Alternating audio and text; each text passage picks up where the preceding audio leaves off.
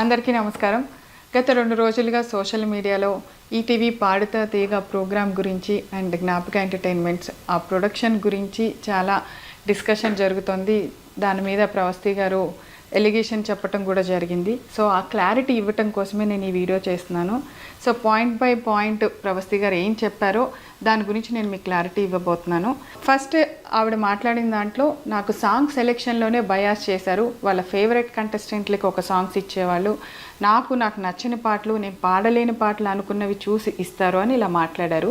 But song selection ఎలా ఉంటుంది అంటే చెప్తాను. మా ETV creative team and Gnapika creative team అంటే అనిల్ గారు అండ్ టీం అందరూ కలిసి వాళ్ళు ఒక 4 జోనర్స్ సెలెక్ట్ చేస్తారు ఎవ్రీ షెడ్యూల్. ఆ 4 జోనర్స్ని మనం కంటెస్టెంట్స్ పిల్లలందరికీ పంపిస్తాము. వాళ్ళందరినీ ఆ జోనర్స్లో మన ఛానల్కి ఉన్న రైట్స్ని ఏ ఆడియో రైట్స్ మనకైతే ఉన్నాయో వాటిలోంచి సెలెక్ట్ చేసి పాటలు ఇమ్మని చెప్తాం, మేము ఇవ్వము. వాళ్ళు ఒక్కొక్క కంటెస్టెంట్ మనకి 6 సాంగ్స్ ఇస్తారనమాట. ఆ 6 సాంగ్స్లోంచి ఇప్పుడు ఒకళ్ళు ఒక స్టైల్ ఆఫ్ సాంగ్ పాడితే రెండో కంటెస్టెంట్కి ఆ స్టైల్ లేకుండా చూస్తాం. అది వాళ్ళు సెలెక్ట్ చేసి పంపించిన 6 పాటల్లోంచి మాత్రమే తీసుకోవటం జరుగుతుంది. సో ఇది ఒక క్లారిటీ. ఈ 6 పాటల్లోంచి మేము ఇచ్చిన పాటని వాళ్ళు ప్రిపేర్ అయ్యి వాళ్ళు రిహార్సల్స్కి వచ్చి అక్కడి నుంచి నోటేషన్లు అన్నీ జరిగిన తర్వాత వాళ్ళు మేము రెడీ అన్న తర్వాత మా షూట్ డేట్ని మేము అనౌన్స్ చేసి షూట్ చేయడం జరుగుతుంది. ఇది సాంగ్ సెలెక్షన్ ప్రాసెస్ అండి. ఇందులో మేము ఎవరికి ఏమి బయాస్ చేసి ఇచ్చే ఛాన్స్ లేదని మీ అందరికీ అర్థమైంది కదా. అంటే పిల్లలు పంపించిన పాటల్లోంచి సెలెక్ట్ చేసి వాళ్ళ పాటని మేము ప్రజెంట్ చేయటం, వాళ్ళు ప్రిపేర్ అయిన పాటని ఫస్ట్ ఆఫ్ ఆల్ రిహార్సల్స్ కూడా ఈటీవీ చాలా స్పెండ్ చేసి వాళ్ళకు ఒక 2 days ముందు మొత్తం ఎక్విప్మెంట్ అరేంజ్ చేసి వాళ్ళ సెలెక్షన్ వాళ్ళు వచ్చి అక్కడ ప్రాక్టీస్ చేసుకొని ఆఫ్టర్ దట్ ఆ పాట షూట్ రోజు పాడేలాగా మనం అరేంజ్ చేయడం జరుగుతుంది. సో ఇంత దాంట్లో జరిగే ప్రాసెస్ని చాలా సింపుల్గా పాట సెలెక్షన్లో బయాస్ జరిగింది అని చెప్పి ప్రవస్తి గారు అన్నారు. సో ఇది క్లారిటీ అండి. సో అండ్ నెక్స్ట్ అసలు మెయిన్ ఎలిగేషన్ కాస్ట్యూమ్స్ ప్రాసెస్ ఎలా జరుగుతుందంటే ఇప్పుడు పిల్లలందరూ దగ్గర నుంచి వచ్చిన సాంగ్స్లో ఫైనల్ అయిన ప్రతి పాటలోంచి ఆ పాటకి తగ్గ ఏ డ్రెస్సులు బాగుంటాయి అనేది ఇట్స్ ప్యూర్లీ నేను డిసైడ్ చేసి ఇస్తానండి. అంటే మేకోవర్లో ఈ పాటకి ఈ డ్రెస్ వేసుకుంటే బాగుంటుంది అని నేను సెలెక్ట్ చేసినవి ఈటీవీకి పంపించిన తర్వాత ఈటీవీ వాళ్ళు మాకు ఎస్ అండి బాగున్నాయి ఇవి అని చెప్పిన తర్వాత నేను అవి డిజైనర్కి పంపించడం జరుగుతుంది. ఆ కాస్ట్యూమర్ ఏదైతే దాన్ని మేము పంపించిన ఫోటో ఉంటుందో దాన్ని డిజైన్ చేసి పిల్లలకి ఆ రోజు ఇవ్వటం జరుగుతుంది. ఇది ప్రాసెస్ అండి. ఇక్కడ ఎవరి చాయిస్ లేదు, పాటదే చాయిస్. పాటకి తగ్గట్టుగా మేము కాస్ట్యూమ్ డిజైన్ చేస్తాను తప్పితే అవి మనుషులకి తగ్గట్టుగా ఏ రోజు డిజైన్ చేయటం జరగలేదు. మీరు ఒక్కళ్ళే ప్రవస్తి గారు ఇది చెప్పింది. అండ్ ఇంకొక ఎలిగేషన్ కూడా చేశారు మీరు కాస్ట్యూమ్స్ పాయింట్లోనే. నన్ను కాస్ట్యూమర్ మీ బాడీకి ఏ డ్రెస్ సరిపోదు అని అన్నారు అని. నిజంగా అది తప్పు, అది చాలా తప్పు మాట. ఎవరు బాడీ గురించి మాట్లాడాల్సిన అవసరం లేదు. అది ఎవరి ఇష్టం, దేవుడిచ్చింది ఎవరు కాదనలేము.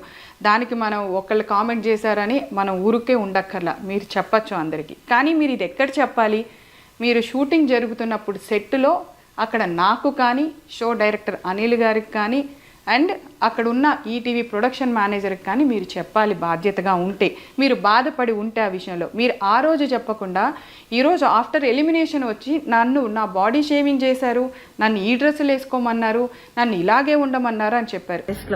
ఇస్తే కాల్ చేసి ఇలాగా ఇది డివోషనల్ రౌండ్ కాదు, ఇలాంటి సాంగ్ ఎవరిచ్చినా కూడా మేము ఇవ్వము అది ఇది అన్నారు Suman sir from Jnapika production house. So call చేసి చెప్పారు. ఇంకా I had no choice but వేరే ఇంకా సాంగ్స్ దొరికిన సాంగ్స్ అన్ని పంపించాను లిస్ట్ లో. బట్ చూస్తే ఒక అమ్మాయి మాత్రం అదే డివోషనల్ సాంగ్ పాడింది. అండ్ తను కూడా ఎన్ని పిచ్చింగ్ ఇష్యూస్ చేసినా మళ్ళీ అదే మంచి కామెంట్స్ ఇచ్చారు. That's fine. అండ్ షార్ప్ పాడుతుంటే మీరేమో సైగలు చేశారు. Instead of pointing that out in the judgement మీరు అది చేయలేదు. మరి ఇదేంత ఫేవరెటిజం కనిపిస్తుంది, అందరికీ కనిపిస్తుంది ఈ పాయింట్ లో. అండ్ మీరు ఇది ఆన్సర్ చేయండి, ఎందుకు సైగలు చేశారు జడ్జ్మెంట్ లో చెప్పకుండా, ఇది ఒక్కటి ఆన్సర్ చేయండి మ్యామ్. అండ్ జడ్జ్మెంట్ గురించి మాట్లాడుతున్నాం కాబట్టి ఈ యొక్క ఎపిసోడ్ లో Ilaiyaraaja sir, SPB sir episode లో మీరు ఒక పాటకి లేకుండానే ముందే జడ్జ్మెంట్ ఇచ్చి వెళ్లారు. కన్యాకుమారి అనే పాటకి మీరు ఆ రోజు ఏదో ఎక్కడికో వెళ్ళాలి అని ఆ పాట వినక ముందే మీరు కామెంట్స్ ఇచ్చేసి వెళ్ళిపోయారు. అది ఎలాంటి కామెంట్ అయినా, ఒరిజినల్ సాంగ్ గురించి అయినా ఏదైనా కూడా జడ్జ్మెంటే. సో మీరు ఇలా చెప్పేసి వెళ్ళిపోయారు సాంగ్ వినకుండానే. సో అదొకటి. అండ్ మీరు రీల్లో నేను పేర్లు మెన్షన్ చేశాను చెప్పారు. ఎస్, నేను గాయత్రి అక్క ఇంకా శ్రీధృతి పేరు మెన్షన్ చేశాను. కానీ మీరు ఇంకేదో ప్రణతి ఇంకా శ్రీలలిత అని చెప్పారు మీ రీల్లో. నేను ఈ 2 నేమ్స్ ఎక్కడా కూడా వాడలేదు, వీడియోలో కానీ ఇంటర్వ్యూస్ లో కానీ ఎక్కడా ఎత్తలేదు. సో మీరు ఎక్కడి నుంచి విన్నారో ఎవరి నుంచి విన్నారో తెలియదు మ్యామ్. నా వీడియో ఒక్కసారి చూడండి, నేను దానిలో చెప్పలేదు, ఈ పేర్లు అయితే అస్సలు ఎత్తలేదు. అండ్ శ్రీలలిత గురించి కూడా నేను ఎప్పుడు మాట్లాడాను, బికాస్ చాలా నాలెడ్జ్ ఉన్న అమ్మాయి, షీఈ్ అన్ అమేజింగ్ సింగర్. నేను తన గురించి అసలు మాట్లాడను. సో నా యాక్చువల్ క్వశ్చన్ కి మీ ఆన్సర్ రాలేదు, విచ్ ఇస్ లిరిక్స్ మర్చిపోయిన వాళ్ళు ఎందుకు టాప్ లో ఉన్నారు. I also give you the songs. చమ్కీ లాంగీలేసి పల్లవి స్టార్టింగ్ అయితే తను మర్చిపోయింది, అది మీరు కామెంట్స్ లో చెప్పలేదు. అండ్ సీతారామచరితం దానిలో కూడా లిరిక్స్ మర్చిపోయారు, అది కూడా మీరు కామెంట్స్ లో చెప్పలేదు. And the third thing is చేతుల మీద రాసుకొని వస్తే అదొక కామెడీ థింగ్ లాగా పోర్ట్రే అయింది, కానీ ఒక కాంపిటీషన్ మీరు అలా చెయ్యలేదు. అట్లీస్ట్ మార్క్స్ లో అయినా మీరు అక్నాలెడ్జ్ చేసి ఇస్తారేమో అనుకున్నాను, కానీ చూస్తే వాళ్ళందరూ కూడా టాప్ లో ఉన్నారు లాస్ట్ లో.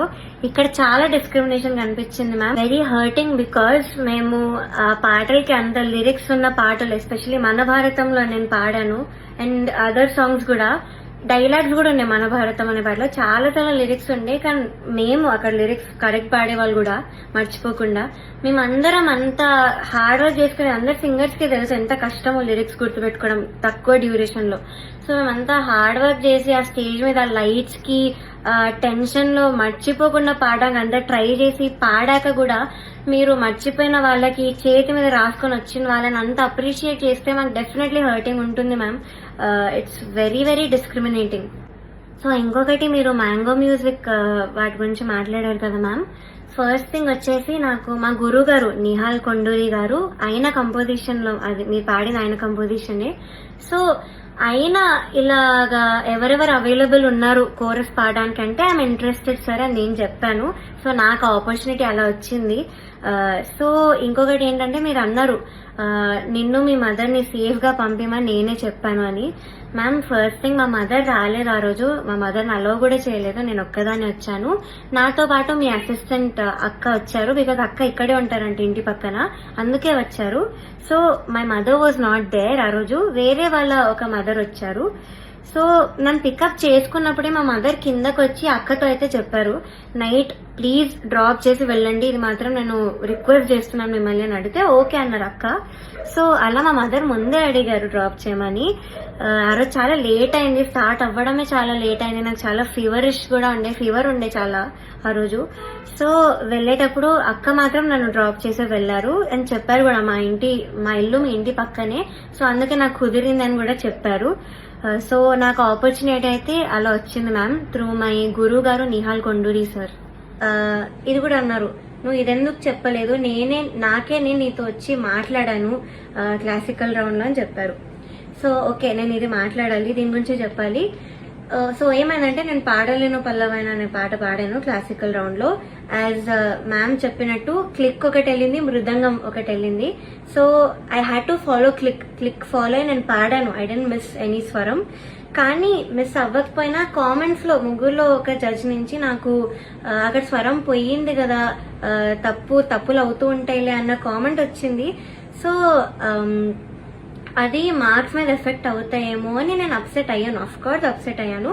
కాంపిటీషన్ ఉన్నప్పుడు నా ప్లేస్ లో ఎవరైనా అప్సెట్ అవుతారు, అండ్ మేబీ మీరు చెప్పినట్టు బీయింగ్ 19-year-old నా ఏజ్ కూడా ఇష్యూ ఏమో, బట్ నేను అప్సెట్ అయ్యాను. అండ్ అప్సెట్ అయ్యాక ఏమైందంటే, నేను ఆర్కెస్ట్రా వాళ్ళ దగ్గరికి వెళ్ళాను, ప్రొడక్షన్ వాళ్ళ దగ్గరికి వెళ్ళాను, మెంటర్స్ దగ్గరికి వెళ్ళాను. సార్ ప్లీజ్ మీరు ఈ జడ్జెస్ కి పాస్ చేయండి, నా తప్పు లేదు అక్కడ, కానీ కామెంట్స్ అలా వచ్చేసా నాకు కొంచెం భయం వేస్తుంది, మార్క్స్ లో పడుతుందేమో అని. సో ఇది నేను అన్నిసార్లు వెనకాల పెడితే వాళ్ళు వచ్చి మీకు చెప్పారు, అది మీరు విన్నారు, నేను చూసా, వాళ్ళు చెప్పేటప్పుడు మీరు విన్నారు, దెన్ మీరు రియలైజ్ అయ్యి వచ్చి నాతో మాట్లాడారు, అది నేను చూసాను మ్యామ్. సో అంతేగాని మీరు వచ్చి మీరు రియలైజ్ అయ్యి నేను అప్సెట్ అనిపిస్తున్నాను అయితే మీరు మాట్లాడలేదు. అప్పుడు కూడా మీరు ఎలా మాట్లాడారంటే, ఊరికే అప్సెట్ అయిపోతున్నారన్న వేలో మీరు మాట్లాడారు, ఐ స్టిల్ రిమెంబర్. అండ్ మీరు ఇంకో మాట అన్నారు మ్యామ్, అన్నిటికంటే హర్ట్ఫుల్ ఉన్న మాట అది నాకు, రోడ్ మీదకి వచ్చి ఇంటర్వ్యూలు ఇస్తున్నాం అది ఇస్తున్నాం అని మీరు అన్నారు. ఒక 19-year-old ని పట్టుకొని అనే మాట అయితే అది కాదు మ్యామ్. అండ్ నేను రోడ్ మీద ఇవ్వలేదు మ్యామ్, నేనేం ధర్నాలు చేస్తూ అలా చేయలేదు. ఫస్ట్ ఆఫ్ ఆల్ మా ఇంటి నుంచే జూమ్ ఇంటర్వ్యూస్ అటెండ్ అయ్యాను అండ్ ఆఫీసెస్కి వెళ్ళే నేను ఇంటర్వ్యూ ఇచ్చాను. సో రోడ్ మీద అయితే నేను I didn't create any nuisance.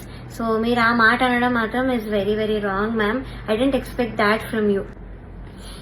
And ma'am మీరు ఇంకొకటి అన్నారు, నేను ఏదో రెవల్యూషనరీగా ఏదో చేశాను, ఏదో మాట్లాడానని. సో అది కీరవాణి గారు ఇలా వెడ్డింగ్ షోస్ లో పాడే సింగర్స్ గురించి ఇలా అన్నారు కదా. సో నేను యాక్చువల్ స్టేట్మెంట్ ఏమన్నారో అది నేను చెప్తాను. వెడ్డింగ్స్ లో పాడే వాళ్ళు నా దృష్టిలో సింగర్స్ కాదు అని అయితే సార్ అన్నారు. సో అది మీరు సార్ ఒపీనియన్ అని కూడా అన్నారు రీల్లో. సో అది నాకైతే ఒక ఇన్సల్ట్ లా అనిపించింది మ్యామ్. బికాస్ ఫర్ ఎగ్జాంపుల్ అంటే ఒపీనియన్ కి ఇన్సల్ట్ కి చాలా డిఫరెన్స్ ఉంది. సో నేను దానికి ఎగ్జాంపుల్ కూడా ఇస్తాను. ఇప్పుడు నువ్వు చేసే పని నాకు నచ్చదు అంటే అది ఒపీనియన్. నువ్వు చేసే పని అసలు అది నువ్వు మనిషివే కాదు, నువ్వు పని చేస్తే నువ్వు మంచోడివే కాదు అని అంటే దట్స్ అన్ ఇన్సల్ట్.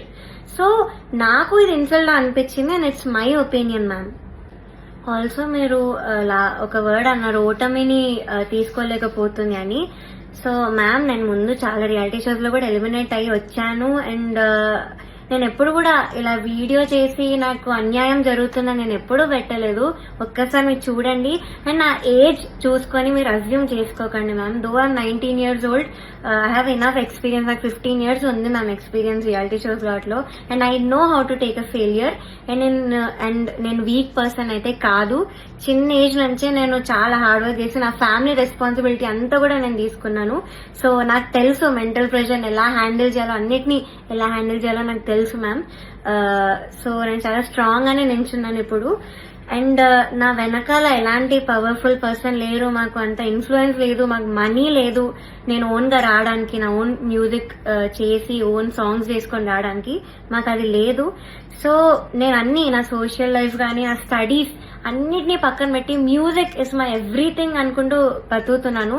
సో అలాంటి దానిలో ఇంజస్టిస్ జరిగినప్పుడు ఎవరికైనా ఉంటుంది మ్యామ్, ఇలా అప్సెట్ అవడం అనేది పక్కా ఉంటుంది. సో నేను మళ్ళీ once again I'm saying ma'am, you are a legendary singer. I was always a fan, I'm still a fan. మీరంటే నాకు చాలా చాలా అభిమానం as a singer. So judgement ఒక్కటి నేను ప్రూఫ్స్ తో మీకు పెట్టాను. So please answer my questions. Once again no personal hate, I'm still a fan of you. So ఇదొక్కటి నేను చెప్పాలనుకున్నాను ma'am. Thank you so much. Hit TV app, ఇందులో short news, live news, entertainment shows, movies, digital magazines తో పాటు మీ జిల్లా వార్తలను కూడా ఫ్రీగా చూడొచ్చు. ఇంకెందుకు ఆలస్యం, వెంటనే హిట్ టీవీ యాప్ ని డౌన్లోడ్ చేసుకుని ఫ్రీగా ఎంటర్టైన్మెంట్ పొందండి. Hit TV app. Hit TV app. Please download hit TV app. Hit TV app ని ఫ్రీగా డౌన్లోడ్ చేసుకుని ఎంజాయ్ చేయండి. మీకు నచ్చిన ఎంటర్టైన్మెంట్ కోసం హిట్ టీవీ యాప్ ని ఫ్రీగా డౌన్లోడ్ చేసుకుని ఎంజాయ్ చేయండి. హిట్ టీవీ యాప్ ని డౌన్లోడ్ చేసుకుని ఆస్వాదించండి, ఆశీర్వదించండి. ఇంతమంది సెలబ్రిటీలు హిట్ టీవీ యాప్ ని డౌన్లోడ్ చేసుకోండి అని చెప్తున్నారంటే ఎంత మంచి యాప్ ఆలోచించండి. అమెరికా అమెరికా అమెరికా అమెరికాలో చదవాలనుకునే వాళ్ళకి విశ్వసనీయమైన పేరు మన శౌర్య కన్సల్టెన్సీ. UK లో 1 year masters. UK లో 1 year masters. 2 years work permit up to 5 years visa. Contact Saurya Consultancy. Contact 89851 89851.